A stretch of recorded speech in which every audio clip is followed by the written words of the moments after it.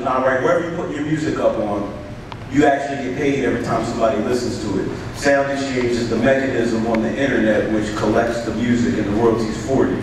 So if you can, give us a little more background on sound exchange, how an artist goes about signing up for it and what it means. I know I've been through sound exchange myself just to see if they owe me any money, and they don't. Well, actually, one of the things that I want to be clear on is there's a misconception that we actually don't collect for YouTube and MySpace. We collect very specifically for what are called non-interactive performances. So that means, for instance, an interactive performance would be like on YouTube or MySpace where I say, I want to go listen to Grouchy Greg's song right now, and you press play and you can hear it. Now, when you upload your music to one of those services, the policies that they have in place, you're saying that you've given them permission to stream your recording. MySpace actually they do a lot of stuff where they actually pay out people for that, but you've got to do direct deals with them. So I know it was kind of famous when all the major labels finally did deals with MySpace where they were getting paid on it. However, for other digital play, which is radio-like, so you hear a program and you can't say, I want to listen to this particular song right now, but you hear what is being programmed to you. Those are non-interactive plays. So for instance, satellite radio, Sirius and XM, they pay a lot of money for the use of the work to us. And then we in turn pay the artists and the record labels. Internet radio, we were talking about Pandora. Pandora sends a lot of money to Sound Exchange for those plays. And then we in turn pay the artists and the record labels. Cable radio, like the high numbered channels on cables, whether it's Comcast or whatever, you might have a DishNet or Music Choice. Those services also pay the artists and the labels through Sound Exchange. So if you are an artist and you are getting played on any of those services, you need to make sure you go to soundexchange.com, register with us, and we've got actually a couple people in the audience. Courtney and Akeem, raise your hands. They can answer and make sure you get registered. We collect, it's a statutory license that these services opt into. So the rate's really set by the government. It's set by the Copyright Royalty Board. Sound Exchange is the one company which has been designated to do the collections and distributions. And we're a nonprofit organization. Our board of directors is made up of artists and labels, so they want to make sure that our operation runs efficiently, to make sure that they and their constituents get as much money as possible. It's a relatively painless process to register. You also want to register, if you are an artist that owns your own masters, make sure that you're registering both as a copyright owner and as an artist, because you're entitled to both of those streams. Live 365 does pay us, yes. Oh, I just want to add one thing too about Reverb Nation, if you don't mind, because I'm a huge fan of Reverb Nation. I think that it's a tremendous site for indie artists and labels. One of the things that they do is they provide tools for independent artists to market their material. So you can create a widget with them, which can then be distributed and put on other people's pages, where your music can be streamed and your shows can be displayed, and your images and videos and so forth can be housed. And to Rich's point, what he's saying, what's great about them is that they collect all this data and analytics to find out what your ranking is. How popular are you among other artists? How many times are your songs being played? How many times is your widget being seen? How many times are people clicking on your banners and so forth? And that information is incredibly valuable for artists and labels and advertisers who want to ultimately attach to an artist.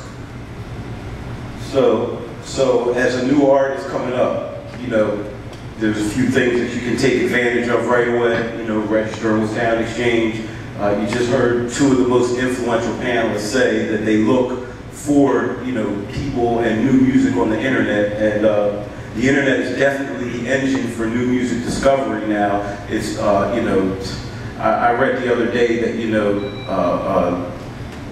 for the first time in history, more people are listening to and watching the internet in the United States over terrestrial radio, satellite radio, and even television. So knowing where your product is going and looking at these, we always tend as new artists to look at the Billboard chart. So we think, how are we going to get #1? And a lot of times, you know, that's not the right route to take, especially if you're an independent artist. There's a lot of opportunity available to you. So, you know, jumping over here just to the media side of things real quick, you know, how important is it for a new artist, you know, and let me ask you this. How do you decide what's good? I mean, on the internet, it's like a sea of shit, you know, all kinds of music, all good, bad, you know, anything that you can think of is on the internet. So, you know, aside from Reverb Nation, you know, where that seems like it might be a tool for A&R artists and people of that nature, on your side of things, writing for MTV and some of the bigger entities that you write for, you know, how does new artists get to you? That's a good question. I think a lot of what I do is no different than like what fans do. You know, paying attention to blogs, going through all hip hops, and various outlets, downloading a lot of music. I mean, it's a huge soundboard with a lot of material out. It's always like a new mixtape tape dropping every day. I think in terms of like what I do, what sort of compels me to write about artists is that they have like a strong narrative.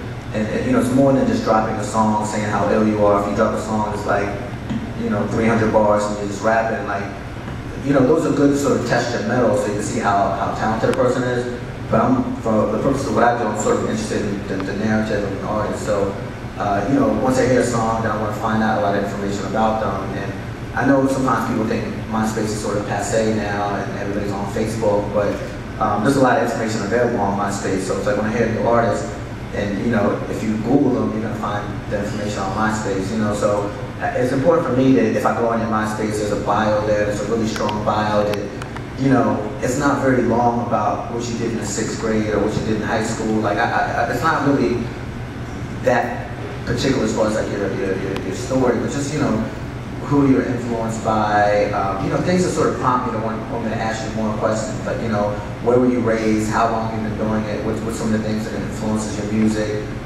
you know, those things sort of generally make me want to inquire and do more. And it's like, you know, everybody doesn't have to be a signed artist. There's a lot of times I hear something, or you know, like a producer do something, I find out MySpace, and I'll just end up hitting them directly, or trying to find like the manager or the friend that they know. Like, everything I cover isn't necessarily all through like a Def Jam or like an Interscope, and you know, it's just sort of like finding what's really interesting about people. And that, and it shows. Like, I go to a lot of shows in New York when I travel. I travel a lot for work, so it's like whether I'm in a different city, I want to go to a show and see somebody perform and kind of see how they capture the crowd. And I think for me, I guess it's sort of like related to seeing like how you have your hometown market. Like, I know it's really difficult for somebody, especially like in Delaware. It's not like you'll go someplace and everybody's like, yeah, this is that person. You know what I mean? This is sort of like a different town or a different state. You know what I mean? So just the idea, if I see you rock a crowd, you know, you can be from everywhere, but it's like if you have that sort of charisma, that engagement, and you know, the hardest thing to do is just to sit on the crowd, like standing in front of people you don't know, and just to start rapping and rocking, and you know, people are instantly going to be like, this shit is whack, and they're not going to want to pay attention. So,